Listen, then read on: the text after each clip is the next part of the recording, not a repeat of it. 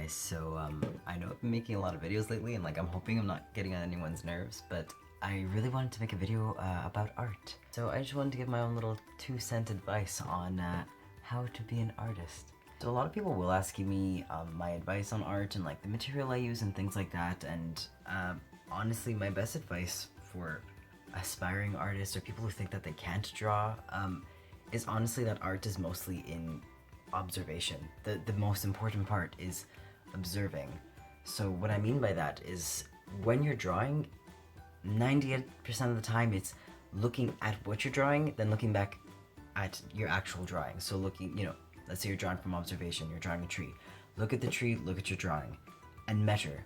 Find markers around the tree, let's say, or with your pencil, make a sort of border around the tree, and then use your pencil on your drawing as well, and see if when you put your pencil up to the tree where let's say the third branch reaches your pencil compared to the second branch, then hold your pencil down to your page and look at where the third branch meets your pencil compared to the second branch. And it's really all about measurement, really. I know that sounds kind of almost mathematical and not artistic at all, but honestly that is how I draw. I measure and I compare, and especially because I have an eye condition that causes me to see double constantly. Because of that, it becomes really hard for me to grasp proportions, so I really do have to be careful with measuring, and I have to be really, really vigilant in observing what I'm drawing. So honestly, it's not about your hands or what your hands could create, it's about looking and replicating and measuring and making comparisons. Where the actual technique comes in is honestly in shading.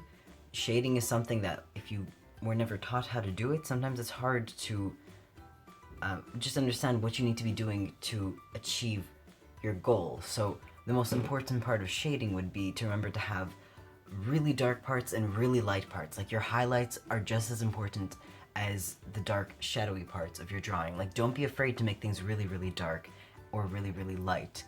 And honestly, working on something that's already gray, let's say if you cover your whole page in pencil or charcoal, then you draw over it. So you make your outline, all that stuff. Then you use an eraser to go in, and the parts that are light, you create your highlights, or you erase the lighter parts on someone's face. That's really, really what's going to make your picture look more realistic.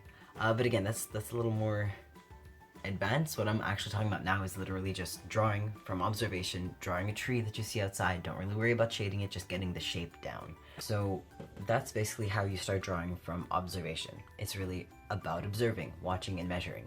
Now, a lot of people draw from their head, and that for me, for a long time, I was just that's witchcraft. That is physically impossible. I don't know how you do that. So basically, I didn't understand how that was done, but then I realized in observing, so let's say the more that I observe trees or roses, the more that I look at them and draw them and recreate them, the more that I have a visual in my mind of what they're supposed to look like. And now I could draw them from my head. I can make them a little more animated. I can make them without reference because I do have the reference in my mind from previously observing. So even when you're drawing from your head, it still comes from observation.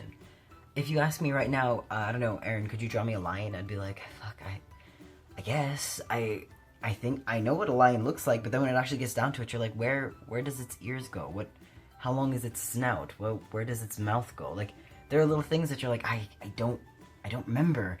But if I would draw a lot of lions and I would observe a lot of lions, I would remember where those things go, so I would be able to draw it from my head. So even if you want to be an artist who is more creative, I guess, or who isn't drawing from observation, you should still be observing and practicing drawing from observation in order to retain the information you need to make those things that you see in your head. So that's it. That's my little 101 crash course on drawing.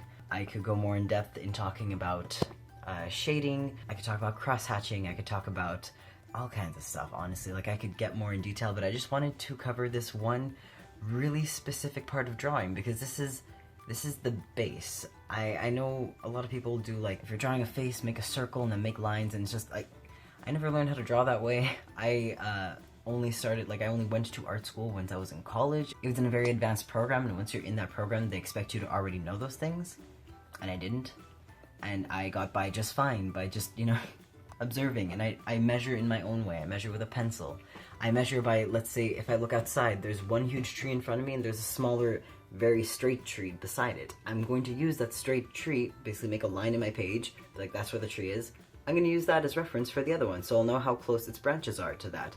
So I'll know how far those branches extend. My window itself is framing everything, so I'll draw out the rectangle as the window, and I'll use that to compare, let's say, okay, this is about this far away from the frame, this goes about that far out. You get what I'm saying? Like, you use the things around you to frame your drawing and use those borders as reference in how far everything else goes out. It is really quite geometric in my mind.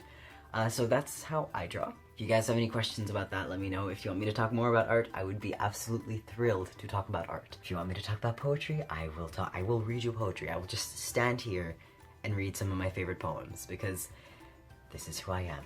I am trash. So that's it. Again, I hope I'm not bothering you guys by like posting a whole bunch. It's just like there are so many things I want to talk about, and I don't have the patience to wait and be like, oh, I'll put out the video next week. I'm like, no, I'm gonna edit this and put it out now. So that's all. Here, you could look at my cat.